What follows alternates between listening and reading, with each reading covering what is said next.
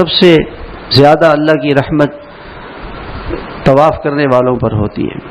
60 رحمتیں اللہ تعالیٰ کی ان پہ برستی ہیں، اور 40 اس پر جو وہاں عبادت کریں، اور 20 رحمتیں اس پر جو صرف بیت اللہ کو دیکھیں.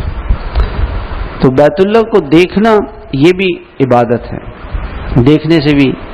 اور ایسا عجیب منظر ہوتا ہے، اگر آدمی وہاں 24 گھنٹے بھی بیٹھا رہے تو تھکاوٹ بھی نہیں محسوس ہوتی، اور آدمی کو پتہ ہی نہیں چلتا، اور دل کبھی بھرتا نہیں ہے. کوئی آدمی آپ کو ایسا ملے کہ جی آپ حج پہ جائیں گے، کیوں نہیں جاؤں گا، کیوں نہیں، میں تو تیار ہوں. تو اللہ نے اس گھر کی محبت لوگوں کے دلوں میں رکھی ہے. تو یہ حج کا جو سفر ہے یہ اللہ تعالیٰ سے قرب کا سفر، اللہ کی محبت کا سفر.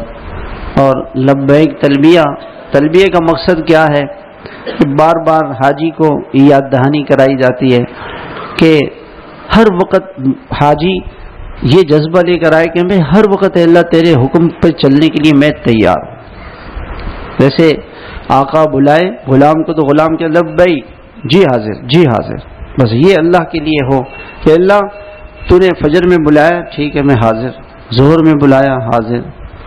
اللہ آپ نے فرمایا کہ آنکھیں جھکا لو، حیا والی آنکھیں بنا لو، اللہ حاضر ہوں. اللہ آپ نے حرام سے روکا ہے، ٹھیک ہے رک گیا، اللہ حاضر ہوں. تو پورا حج اس میں تلبیہ ہے کہ اللہ میں ہر وقت تیرا غلام، تیری بندگی کے لیے میں حاضر ہوں. یہ جذبہ اندر اللہ تعالیٰ پیدا کرنا چاہتے ہیں حاجی کے اندر، یہ جذبہ پیدا کرنا چاہتے ہیں. پھر وہاں